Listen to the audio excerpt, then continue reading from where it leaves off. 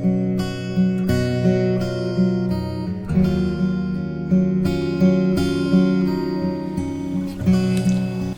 salam damai sejahtera bagi kita semua. Kembali lagi kita bertemu dengan program Pemahaman Alkitab GKI Tegalrejo Salatiga yang pada kesempatan kali ini mengambil tema kemurahan hati. Namun sebelumnya marilah kita datang kepada Tuhan untuk memohon pertolongan dan bimbingannya. Mari kita berdoa. Bapa yang penuh kasih yang kami kenal di dalam Tuhan kami Yesus Kristus, kami mengucap syukur untuk hari pemberian Tuhan, segenap aktivitas dan kegiatan yang telah kami lakukan pada hari ini, semua di dalam pertolongan dan bimbingan dari Tuhan. Pada kesempatan malam hari ini, kami bersama-sama ingin kembali menghayati kebenaran firman Tuhan melalui program PA. Kami mohon urapan Roh Kudus daripada Tuhan untuk memberikan hikmat kepada masing-masing kami, supaya apa yang kami boleh pelajari menjadi berkat bagi diri kami, berkat bagi orang lain, dan selalu memuliakan Tuhan dalam hidup kami. Inilah kami Tuhan, kami serahkan waktu pembelajaran firman ini dalam tangan kasih kuasa-Mu. Dalam nama Tuhan Yesus Kristus kami sudah berdoa. Amin. Bacaan Alkitab yang akan menjadi bahan PA kita seperti biasa diambil dari salah satu bacaan leksionari ibadah hari Minggu, yaitu dari 2 Korintus 8 ayat 7 sampai dengan 15. Saya akan membacakannya bagi kita semua. 2 Korintus 8 ayat 7 sampai dengan 15 demikian dituliskan. Maka sekarang sama seperti kamu kaya dalam segala sesuatu, dalam iman, dalam perkataan, dalam pengetahuan, dalam kesungguhan untuk membantu, dan dalam kasih-Mu terhadap kami, demikianlah juga hendaknya kamu kaya dalam pelayanan kasih ini. Aku mengatakan hal itu bukan sebagai perintah, melainkan dengan menunjukkan usaha orang-orang lain untuk membantu, aku mau menguji keikhlasan kasih kamu. Karena kamu telah mengenal kasih karunia Tuhan kita Yesus Kristus, bahwa Ia yang oleh karena kamu menjadi miskin sekalipun Ia kaya, supaya kamu menjadi kaya oleh karena kemiskinannya. Inilah pendapatku tentang hal itu, yang mungkin berfaedah bagimu.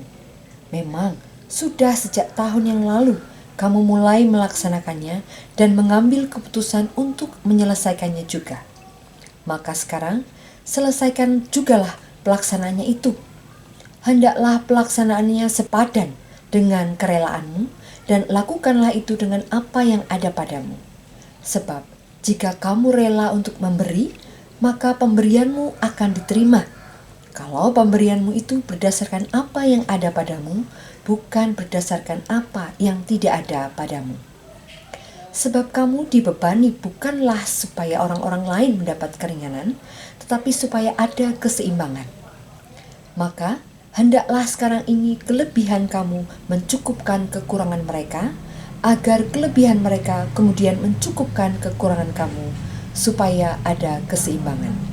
Seperti ada tertulis, orang yang mengumpulkan banyak tidak kelebihan, dan orang yang mengumpulkan sedikit tidak kekurangan. Demikianlah firman Tuhan.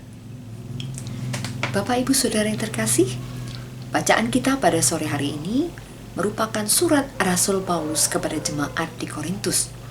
Melalui surat ini, Rasul Paulus ingin mengetuk pintu hati jemaat di Korintus supaya dapat menolong jemaat Kristen yang ada di Yerusalem. Karena pada saat itu, jemaat Kristen di Yerusalem karena kebencian orang-orang Yahudi menyebabkan mereka kehilangan mata pencaharian mereka. Mereka bahkan dikucilkan dari rumah-rumah ibadah dan juga dicabut kewarganegaraannya. Hal inilah yang membuat Rasul Paulus ingin mengajak jemaat di Korintus untuk menolong jemaat di Yerusalem melalui pengumpulan dana. Dari ayat yang ke-10, kita dapat melihat itikat baik dari jemaat di Korintus untuk mau berkomitmen mengumpulkan dana dan menyerahkan kepada jemaat di Yerusalem. Namun, dengan berjalannya waktu, komitmen bisa mengalami benturan, tantangan, bahkan permasalahan, sehingga komitmen itu tidak terselesaikan dengan baik. Untuk itulah pada ayat yang ke-11, Rasul Paulus kembali mengingatkan komitmen jemaat di Korintus untuk menyelesaikan pelaksanaan penyerahan bantuan kepada Yerusalem.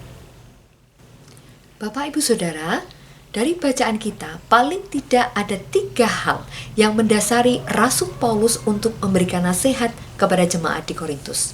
Yang pertama adalah keteladanan akan kemurahan hati Yesus Kristus. Allah yang kaya akan segala sesuatu memberikan bahkan seluruhnya kepada kita yang dikasihinya. Dan hanya karena kemurahan Allah saja menjadikan kita berharga. Untuk itu Rasul Paulus menasihatkan kepada jemaat di Korintus supaya bermurah hati sama seperti Kristus. Dengan membantu jemaat di Yerusalem, itu berarti mewujudkan kasih Kristus kepada sesama dan juga mewujudkan kesatuan sebagai tubuh Kristus yang saling menolong. Yang kedua adalah keteladanan dari jemaat Makedonia. Bapak Ibu, jika kita membaca dari ayat 1 sampai dengan 6, di sana Rasul Paulus menceritakan tentang bagaimana jemaat dari Makedonia yang sekalipun mereka itu miskin dan dicobai dalam berbagai-bagai pencobaan, tetapi mereka berlimpah sukacita di dalam melakukan pelayanan ini. Mereka bahkan mendesak untuk selalu ikut dilibatkan di dalam menolong jemaat di Yerusalem, sekalipun mereka miskin dan penuh keterbatasan, bahkan di dalam penderitaan.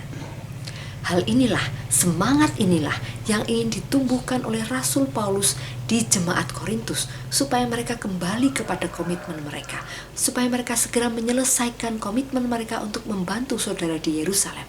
Karena komitmen memang bukan berarti tanpa masalah, tetapi kalau kita sudah berkomitmen, apapun permasalahannya, kita tentu dapat mengatasi permasalahan tersebut untuk dapat kembali menyelesaikan komitmen kita. Jangan berhenti, tetap dilakukan komitmen kita sekalipun di dalam tantangan dan masalah. Yang ketiga adalah prinsip keseimbangan. Di dalam ayat 13 dan 14, Rasul Paulus berkata, "Sebab kamu dibebani bukanlah supaya orang-orang lain mendapatkan keringanan, tetapi supaya ada keseimbangan. Maka hendaklah sekarang ini kelebihan kamu mencukupkan kekurangan mereka, agar kelebihan mereka kemudian mencukupkan kekurangan kamu, supaya ada keseimbangan." Bapak Ibu, hidup adalah soal keseimbangan. Jika kita kaya, namun kita tidak peka, mungkin kita bisa hanyut ke dalam ketamakan. Begitu juga dengan sebaliknya. Jika kita miskin, namun kita menganggap diri kita tidak berharga, maka kita pun menjadi tidak berharga. Kita tidak bisa melihat bahwa sebenarnya sekalipun miskin, ada hal-hal yang dapat kita lakukan yang berarti untuk orang lain. Dan jika kita terjebak di dalam pemikiran bahwa kita tidak berharga, maka kita pun akan tergoda untuk melakukan dosa-dosa yang tidak bertanggung jawab.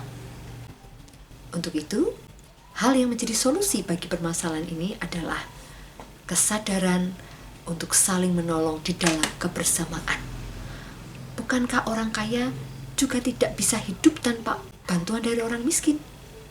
Orang kaya dalam banyak hal tentu membutuhkan bantuan dari orang miskin.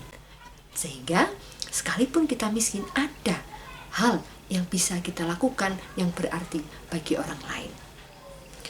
Kemurahan hati, baik dari si kaya maupun yang miskin, tentu akan membangun diri kita menjadi pribadi yang berharga dan berarti bagi orang lain. Jadi Bapak Ibu, inti dari pesan Rasul Paulus ini adalah yang pertama, kita hidup di dalam penghayatan kasih Yesus Kristus. Tuhan Yesus yang memberikan kasih-Nya melalui penderitaannya.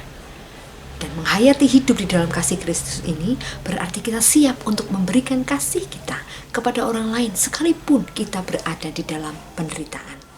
Kemudian yang kedua adalah hidup menghayati anugerah kemurahan Allah.